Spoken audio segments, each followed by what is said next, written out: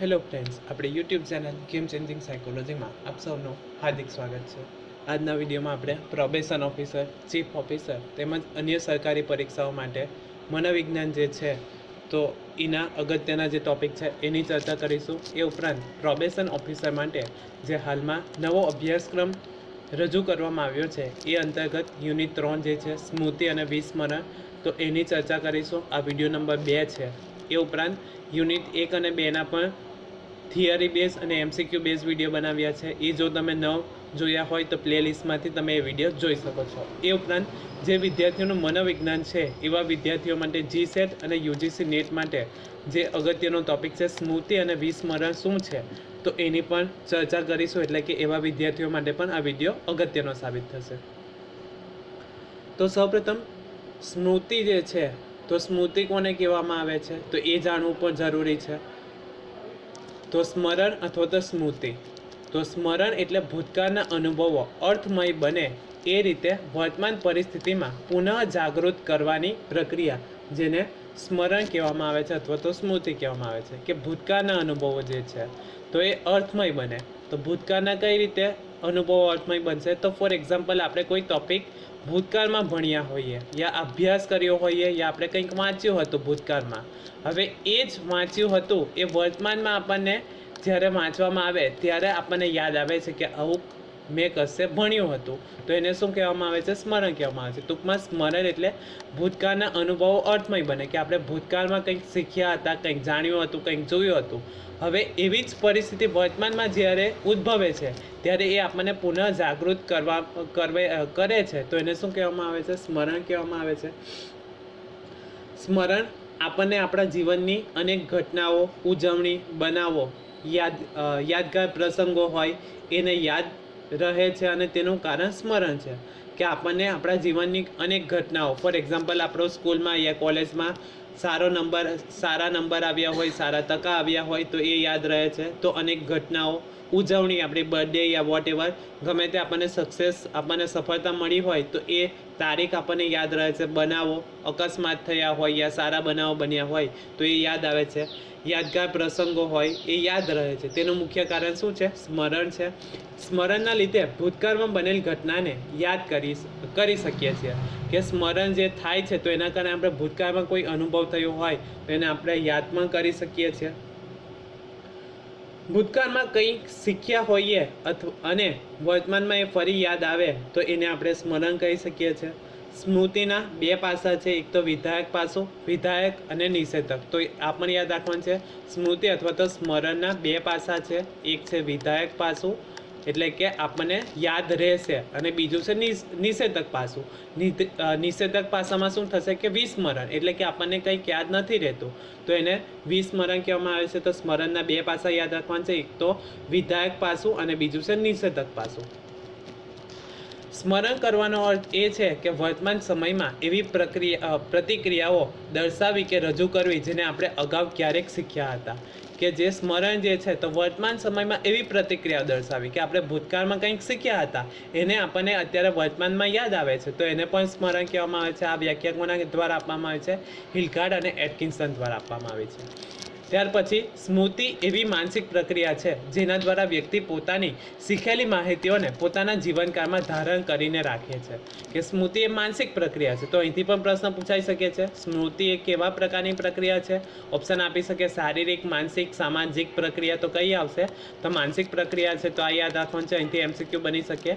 સ્મૃતિ એ કેવા પ્રકારની પ્રક્રિયા છે? તો સ્મૃતિ એ માનસિક પ્રક્રિયા છે જેના દ્વારા વ્યક્તિ પોતાની શીખેલી માહિતીઓને, કે વ્યક્તિ જે શીખેલી છે એવી માહિતીઓને જીવનકાળમાં ધારણ કરે છે. એટલે કે ભૂતકાળમાં જ્યારે જરૂર પડે ત્યારે એને યાદ કરી શકે છે, તો એને પણ સ્મરણ કહેવામાં આવે છે. આ વ્યાખ્યા લેકમેન અને બટરફિલ્ડ દ્વારા આપવામાં આવી છે. હવે અગત્યનો ટોપિક છે સ્મૃતિના તબક્કાઓ. મનોવૈજ્ઞાનિકોએ સંકેતાંકન, સંગ્રહ અને પુનઃપ્રાપ્તિ નામે ઓળખાતી સ્મરણ ક્રિયાના 3 પ્રક્રિયાઓ દર્શાવી છે. એટલે કે આ તબક્કા યાદ રાખવાના છે. સ્મૃતિના કેટલા તબક્કા પડે છે? તો 3 છે. કયા? તો સંકેતાંકન, સંગ્રહ અને પુનઃપ્રાપ્તિ. સંકેતાંકન એટલે શું? આપણે કંઈક નવું શીખીએ છીએ એટલે કે શીખવાની પ્રક્રિયા છે તો એને સંકેતાંકન કહેવામાં આવે છે. સંગ્રહ, કંઈક શીખ્યા તો એને મગજમાં યાદ કરવાનું, ધારણ કરવાનું, તો એને સંગ્રહ કહેવામાં આવે છે. અને પુનઃપ્રાપ્તિ એટલે શું કે આપણે જે શીખ્યા છે હવે જરૂર પડે ભૂતકાળમાં આપણને યાદ આવે તો એને પુનઃપ્રાપ્તિ કહેવામાં આવે છે. તો આ યાદ રાખવાનું છે. સ્મૃતિના કેટલા તબક્કા છે? તો સ્મૃતિના 3 તબક્કા છે. કયા કયા? તો સંકેતાંકન, સંગ્રહ અને પુનઃપ્રાપ્તિ. સ્મરણના મનોવ્યાપારમાં જોવા મળતી સંકેતાંકન, સંગ્રહ અને પુનઃપ્રાપ્તિની પ્રક્રિયાઓ એકબીજાથી સ્પષ્ટ રીતે જુદી પડતી અને સમયની દ્રષ્ટિએ ઉદ્ભવતી પ્રતિક્રિયાઓ છે. ફર્સ્ટ છે સંકેતાંકન. તો સંકેતાંકન એ સ્મરણ પ્રક્રિયાનો પ્રથમ તબક્કો છે. તો અહીંથી પણ પ્રશ્ન પૂછાઈ શકે છે કે સ્મરણનો પ્રથમ તબક્કો કયો છે? તો સ્મરણનો પ્રથમ તબક્કો સંકેતાંકન છે. સંકેતાંકન એ પ્રક્રિયા છે જેમાં ચોક્કસ બાબત કે સામગ્રી અંગેની સંવેદનો છાપો સ્મૃતિમાં અંકિત થાય છે. એટલે કે સંકેતાંકનમાં શું થશે? આપણે કંઈક નવું શીખીએ છીએ તો એની છાપ જે છે એ સ્મૃતિમાં અંકિત થાય છે. એટલે કે એની છાપ બનશે, જેનો સંગ્રહ થઈ શકે છે. એટલે કે આપણે જે શીખ્યા એનો સંગ્રહ થાય છે.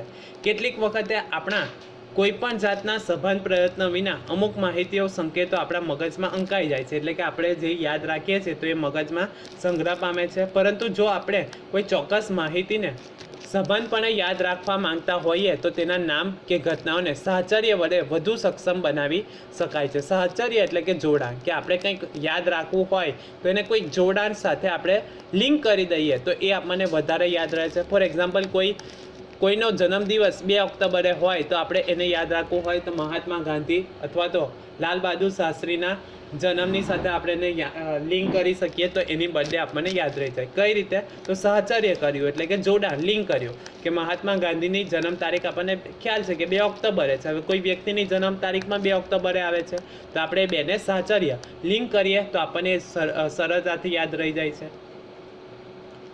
આમ સંકેતાંકન જેટલું કાળજીપૂર્વક કે સભાનપૂર્વક થાય તેટલું યાદ રાખવામાં સહેલું બને છે. સ્મૃતિનો બીજો તબક્કો છે સંગ્રહ. ફર્સ્ટ છે સંકેતાંકન, બીજો તબક્કો છે સંગ્રહ. સ્મરણની બીજી અવસ્થા કે તબક્કો એ સંગ્રહનો તબક્કો છે. સંગ્રહની પ્રક્રિયામાં સંકેત રૂપે અંકિત થયેલી માહિતીઓની જાળવણી કે સંચય થાય છે. કે આપણે જે કંઈક નવું શીખ્યા તો એ હવે મગજમાં સ્ટોર થશે, એટલે કે સંગ્રહ થશે. અને ભૂતકાળમાં જ્યારે આપણને જરૂર પડશે ત્યારે યાદ આવશે, ભવિષ્યમાં જ્યારે આપણને યાદ આવશે તો એ સંગ્રહના કારણે યાદ આવશે. સંકેતાંકન થયેલી માહિતીઓના સંગ્રહ માટે મગજમાં કોઈક સ્વરૂપનો ફેરફાર થવો જરૂરી છે. આ જે ફેરફાર થાય છે એને ઘનીકરણ કહેવામાં આવે છે. તો આ પણ અગત્યનું છે કે સંગ્રહ થવાથી મગજમાં જે ફેરફાર થાય છે એને શું કહેવામાં આવે છે? તો ઘનીકરણ તરીકે ઓળખવામાં આવે છે. એટલે કે આપણે જે શીખ્યા છે તો એ શીખ્યા હોઈએ તો એને મગજમાં સંગ્રહ પામે છે. હવે જે સંગ્રહ થાય છે એની પુનઃપ્રાપ્તિમાં જરૂર પડશે. એટલે કે ભવિષ્યમાં જ્યારે આપણને એની જરૂર પડશે એ આપણે જ્યાં યાદ રાખ્યું છે ત્યાંથી આપણને યાદ આવશે. તો એને શું કહેવામાં આવે છે? ઘનીકરણ કહેવામાં આવે છે. સાધારણ રીતે ઘનીકરણની પ્રક્રિયા સ્વયં સંચાલિત રીતે થાય છે, એટલે કે ઓટોમેટિક થાય છે. સ્મરણનો અંતિમ તબક્કો પુનઃપ્રાપ્તિ છે. સ્મરણની પ્રક્રિયાનો આ છેલ્લો તબક્કો છે. સ્મૃતિ રૂપે સંગ્રહિત થયેલી માહિતીને પુનઃ ચેતન સપાટી પર લાવવામાં આવે ત્યારે આ પ્રક્રિયા થાય છે. ફોર એક્ઝામ્પલ, તમે કોઈ જગદીશભાઈ નામના માણસને ભૂતકાળમાં મળ્યા હોય અને ફરી એ જ્યારે તમને મળે છે અને તમે એને કહો છો કે તમે જગદીશભાઈ છો તો એ આપણને જે યાદ આવે છે તો એને પુનઃપ્રાપ્તિ કહેવામાં આવે છે. સૌપ્રથમ આપણે કોઈ વ્યક્તિને મળ્યા અને એની માહિતી આપણે મળ્યા છે તો એ વ્યક્તિ જે માહિતી છે એનું સંકેતાંકન થશે. ત્યારબાદ સંગ્રહ થશે, એ વ્યક્તિ મળી છે અને જ્યારે ભવિષ્યમાં એ વ્યક્તિ મળશે તો એની પુનઃપ્રાપ્તિ થશે કે આપણે આ વ્યક્તિને કશે મળ્યા હતા. ત્યારબાદ છે સ્મૃતિના પ્રકારો. આ પણ અગત્યનું છે. સ્મૃતિના 3 પ્રકાર પડે છે. એક તો સાંવેદનિક સ્મૃતિ, બીજું છે ટૂંકા ગાળાની સ્મૃતિ અને ત્રીજું છે લાંબા ગાળાની સ્મૃતિ. સાંવેદનિક સ્મૃતિ, આપણે આપણી સંવેદન ઇન્દ્રિયો દ્વારા જ માહિતી કે જ્ઞાન પ્રાપ્ત કરતા હોઈએ તો એ સાંવેદનિક સ્મૃતિ છે. તો સંવેદન ઇન્દ્રિયો દ્વારા આપણી 5 ઇન્દ્રિયો આંખ, કાન, નાક, જીભ અને ત્વચા દ્વારા જે સંવેદન થાય છે એને સાંવેદનિક સ્મૃતિ કહેવામાં આવે છે. આપણે જે કંઈ સાંભળીએ છીએ કે જોઈએ છીએ એ બધી સ્મૃતિ હકીકતમાં સાંવેદનિક સ્મૃતિમાં સ્થાન પામે છે. પરંતુ તેનો સમય અત્યંત ટૂંકો હોય છે. એટલે કે સાંવેદનિક જે સ્મૃતિ છે એનો સમય અત્યંત ટૂંકો હોય છે. હાર્ડલી 2 સેકન્ડ સુધી જ આપણને એ માહિતી યાદ રહે છે. દ્રશ્ય પ્રતિમાઓ તો એ સેકન્ડના અમુક ભાગ માટે જ સાંવેદનિક સ્મૃતિમાં તકે છે, જ્યારે ધ્વનિ પ્રતિમાઓ આશરે 2 સેકન્ડના સાંવેદનિક સ્મૃતિમાં તકે છે. એ માટે ચલચિત્રનું દ્રષ્ટાંત અગત્યનું છે કે ફિલ્મ એ વાસ્તવમાં સ્થિર ચિત્રની એક શ્રેણી છે, જેને અમુક ચોક્કસ ગતિમાં આપણા સમક્ષ રજૂ કરતા તે ફિલ્મ આપણને ગતિમાન સ્વરૂપમાં લાગે છે એવો ભ્રમ ઉત્પન્ન થાય છે. આપણી દ્રશ્ય સાંવેદનિક સ્મૃતિમાં ફિલ્મની એક ફ્રેમ બીજી ફ્રેમમાં ન આવે ત્યાં સુધી એ ટકી રહે છે. આમ સાંવેદનિક સ્મૃતિનો સમયગાળો લગભગ 1 સેકન્ડ સુધી 2 સેકન્ડ સુધીનો જોવા મળે છે.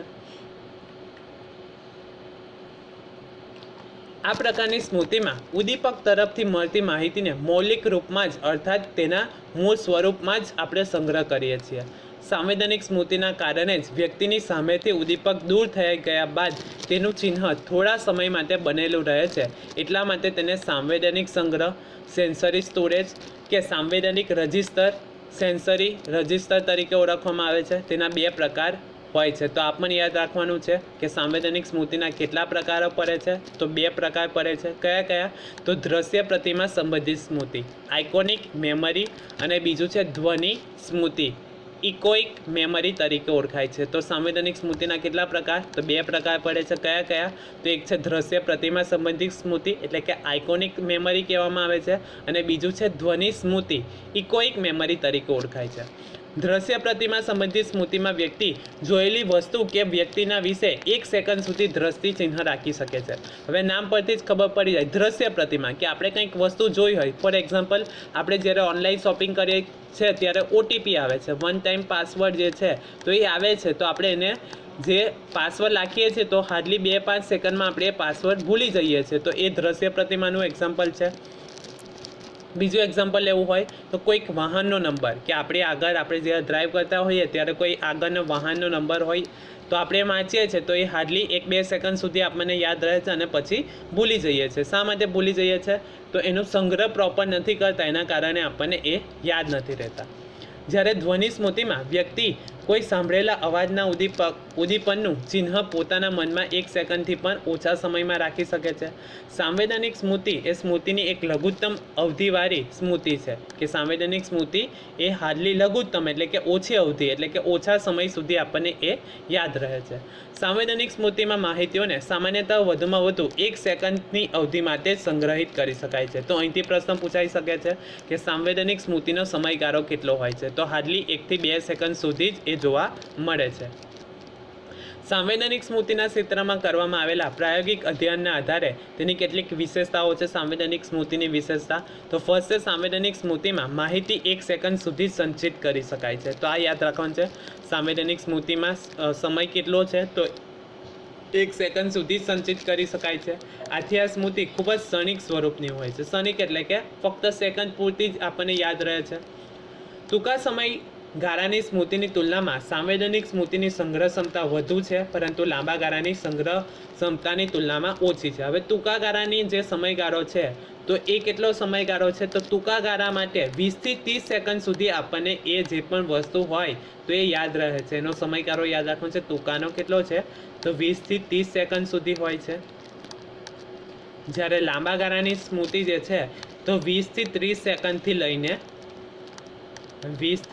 સેકન્ડથી લઈને આજીવન સુધી પણ હોઈ શકે છે. 1 અઠવાડિયું, 1 મહિનો, 1 વર્ષ અથવા તો આજીવન પણ આપણને કોઈક વસ્તુ બનાવવો યાદ રહે છે. તો આ યાદ રાખવાનું છે. સાંવેદનિક સ્મૃતિનો સમયગાળો કેટલો છે? તો 1 સેકન્ડ. ટૂંકા ગાળાની સ્મૃતિનો સમયગાળો કેટલો છે? તો 20 થી 30 સેકન્ડ જોવા મળે છે. જ્યારે લાંબા સમયની જે સ્મૃતિનો સમયગાળો છે તો 20 થી 30 સેકન્ડથી વધુ એ 1 દિવસ પણ હોઈ શકે, 1 અઠવાડિયું પણ હોઈ શકે, 1 મહિનો, 1 વર્ષ અને આજીવન પણ હોઈ શકે છે. સાંવેદનિક સ્મૃતિમાં સંચિત માહિતીનું યથાર્થ પ્રતિનિધિત્વ થાય છે. જ્યારે ટૂંકા ગાળાની સ્મૃતિ તથા લાંબા ગાળાની સ્મૃતિમાં માહિતીનું વિકૃતિકરણ થવાથી એ સ્મૃતિ અયથાર્થ પણ થઈ શકે છે. એટલે કે સાંવેદનિક સ્મૃતિમાં જે સંચિત માહિતી હોય છે એ યથાર્થ જે મૂળ સ્વરૂપે હોય એ જ સ્વરૂપે એનું પ્રતિનિધિત્વ થાય છે, પરંતુ ટૂંકા ગાળાની સ્મૃતિ કે લાંબા ગાળાની સ્મૃતિમાં એનું વિકૃતિકરણ થવાથી સ્મૃતિ અયથાર્થ પણ હોઈ શકે. ફોર એક્ઝામ્પલ, આપણે કોઈક મૂવી જોયું હોય, હવે 1-2 દિવસ પછી કોઈ મિત્ર સ્ટોરી પૂછે તો આપણે થોડી ઘણી અંદર એડ કરી દઈએ છીએ, તો એના કારણે જે માહિતી મળે છે એ અયથાર્થ પણ હોઈ શકે છે. હવે જોઈએ ટૂંકા ગાળાની સ્મૃતિ, શોર્ટ ટર્મ મેમરી, STM તરીકે ઓળખાય છે, તો આ યાદ રાખવાનું છે. STMનું ફૂલ ફોર્મ તો શોર્ટ ટર્મ મેમરી. ટૂંકા ગાળાની સ્મૃતિનું આયુષ્ય ટૂંકું અને તેનો વિસ્તાર મર્યાદિત હોય છે. ટેલિફોન કરવા માટે ટેલિફોન ડાયરીમાં નંબર જોઈએ અને આ નંબરને ડાયલ કરવા માટે થોડી ક્ષણો માટે એ નંબર આપણને યાદ રહે છે. શા માટે? તો આપણે પ્રોપર એનું સંકેતાંકન નથી કરતા અને સંગ્રહ પણ પ્રોપર નથી કરતા. એના કારણે આપણને જે માહિતી છે એ ટૂંકા સમય માટે યાદ રહે છે. એ ટૂંકા ગાળાની સ્મૃતિનું ઉદાહરણ છે. ટૂંકા ગાળાની સ્મૃતિમાં સાંવેદનિક છાપ 20 થી 30 સેકન્ડ સુધી સંચિત થાય છે. તો આ યાદ રાખવાનું છે. ટૂંકા ગાળાનો સમયગાળો કેટલો છે? તો 20 થી 30 સેકન્ડ સુધી જ હોય છે. આથી આ પ્રકારની સ્મૃતિને તાત્કાલિક સ્મૃતિ તરીકે પણ ઓળખવામાં આવે છે. તો અહીંથી પણ પ્રશ્ન પૂછાઈ શકે છે, ટૂંકા ગાળાની સ્મૃતિનું બીજું નામ શું છે? તો તાત્કાલિક સ્મૃતિ તરીકે પણ ઓળખવામાં આવે છે. ટૂંકા ગાળાની સ્મૃતિ વિસ્તાર ખૂબ જ મર્યાદિત હોય છે. એક સમયે 7 જુદી જુદી વિગતો કે માહિતીઓને આપણે એકમો ટૂંકા ગાળાની સ્મૃતિના કારણે યાદ રહે છે. તો એના માટેનો મેજિક નંબર 7 ± 2 જે છે તો એ યાદ રાખવાનું છે. આ મેજિક નંબર કોના દ્વારા આપવામાં આવ્યો છે? તો જ્યોર્જ એ મિલર દ્વારા આપવામાં આવ્યો છે. તો કોઈ વ્યક્તિનો ધ્યાન વિસ્તાર 7 + 2 એટલે કે 9 સુધીનો પણ હોય છે અને કેટલાક વ્યક્તિઓનો ધ્યાન વિસ્તાર 7 - 2 એટલે કે 5 એટલે કે 5 થી 9 સુધી વ્યક્તિનો ધ્યાન વિસ્તાર હોય છે. તો આ યાદ રાખવાનું છે. ધ્યાન વિસ્તાર વ્યક્તિનો કેટલો હોય છે? તો 5 થી લઈને 9 શબ્દ સુધીનો ધ્યાન વિસ્તાર હોય છે. આ સૂત્ર મેજિક નંબર કોના દ્વારા આપવામાં આવ્યું છે? તો જ્યોર્જ એ મિલર દ્વારા આપવામાં આવ્યું છે. તો આ યાદ રાખવાનું છે, મિલર દ્વારા. હવે આ જે શબ્દ જે છે તો આપણે યાદ રાખવા હોય તો કઈ રીતે યાદ રાખી શકીએ? તો બબ્બેની પેર પણ યાદ રાખી શકાય. 3 8 7 1 એ જ રીતે નીચેના શબ્દ છે તો 9 6 4 7 3 એ રીતે યાદ રાખી શકાય છે. આપણને જોવા મળે છે કે મોટાભાગના લોકો 7 વિગતોનું પુનરાવર્તન કરી શકે છે. ટેલિફોનના નંબરો 7 આંકડા સુધી યાદ રહે છે, પરંતુ મોબાઈલ નંબર 10 ડિજિટનો હોવાથી સરળતાથી એક જ વારમાં આપણને સંકેતાંકનમાં યાદ રાખી શકતા નથી. હવે મોબાઈલ નંબર 10 ડિજિટના હોય તો કેટલીક વ્યક્તિ બબ્બેની પેર બનાવીને નંબર યાદ રાખે છે અથવા કેટલીક વ્યક્તિ 5-5ની 2 પેર બનાવે છે. તો એના કારણે જે આપણે જે સૂત્ર જોયું 7 થી 9 સુધીનું હોય છે, 5 થી 9 સુધીનું હોય છે, તો 5-5ના 2 શબ્દ 2 પેર બનાવીને મોબાઈલ નંબર યાદ રાખી શકે છે. અભ્યાસીઓએ બતાવ્યું છે કે સ્મૃતિ વિસ્તાર 7 આંકડાની ટોચ કક્ષાએ પહોંચી જાય છે ત્યારે વિસ્થાપનની ઘટનાઓ જોવા મળે છે. વિસ્થાપનમાં પ્રત્યેક નવી આવતી આઇટમ પહેલાંની આઇટમને જાણે ધક્કો મારે છે. એના કારણે પહેલાંની આઇટમ કે આઇટમોનું વિસ્મરણ થઈ જાય છે. એના જ કારણે આપણે જે બાઇક અથવા તો કારના જે ડિજિટ હોય છે, નંબર હોય છે, તો એ 4 ડિજિટનો હોય છે. શા માટે? તો 4 ડિજિટના નંબર વ્યક્તિઓ આસાનીથી યાદ રાખી શકે છે. એના કારણે જે વાહનોમાં નંબર જોવા મળે છે તો એ 4 ડિજિટના જોવા મળે છે.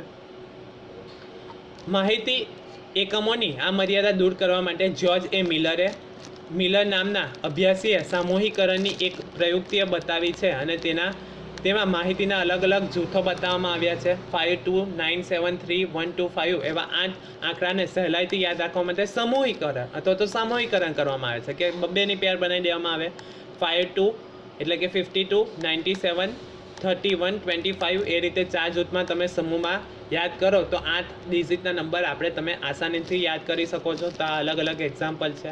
આમ 15 અક્ષરોનું જુદા જુદા જૂથમાં ગોઠવીને એને યાદ રાખવા વધુ સરળ બને છે. એટલે એવું માની શકાય કે ટૂંકા ગાળાની સ્મૃતિના વિસ્તારને વધારવા માટે આપણે એકમના જૂથો બનાવીને એટલે કે સામૂહિકરણ પ્રયુક્તિનો ઉપયોગ કરી ઘણા લાભદાયક બને છે. તો આપણને યાદ રાખવાનું છે કે ટૂંકા ગાળાની સ્મૃતિને વધારે મજબૂત બનાવવી હોય તો કઈ પ્રયુક્તિનો ઉપયોગ થઈ શકે છે? તો સામૂહિકરણ અથવા તો જૂથ બનાવીને આપણે એને વધુ લાભદાયક બનાવી શકીએ છીએ. ટૂંકા ગાળાની સ્મૃતિમાં સંચિત માહિતીઓનો સંગ્રહ કરી શકાય છે જે થોડા સમય અર્થાત ન્યૂનતમ 1 સેકન્ડ અથવા તો અધિકતમ 20 સેકન્ડ સુધી 20 થી 30 સેકન્ડ સુધીનો હોય છે. ઓલરેડી મેં તમને કહ્યું છે કે ટૂંકા ગાળાની સ્મૃતિનો સમયગાળો કેટલો હોય છે? તો 20 થી 30 સેકન્ડ સુધી જોવા મળે છે. ટૂંકા ગાળાની સ્મૃતિના અસ્તિત્વને બતાવવા માટે કેટલાક પ્રકારની સાબિતીનો ઉપયોગ કરવામાં આવે છે જેનો ઉત્તમ પુરાવો ક્રમિક સ્થાન વક્રના અધ્યયનથી પ્રાપ્ત થાય છે.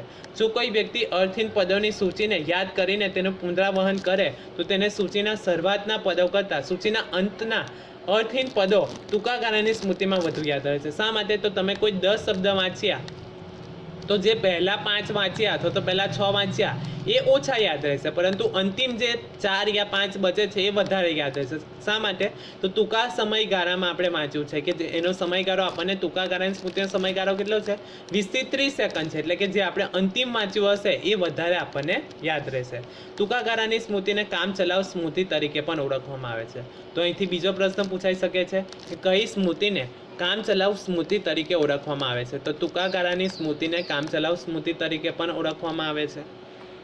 આશા રાખું છું કે તમને આ વિડીયોમાં સમજ પડી ગઈ હશે, અને જો તમને આ વિડીયો પસંદ પડ્યો હોય તો વધુમાં વધુ લાઇક કરો, શેર કરો અને અમારી ચેનલને સબસ્ક્રાઈબ કરો. Thank you.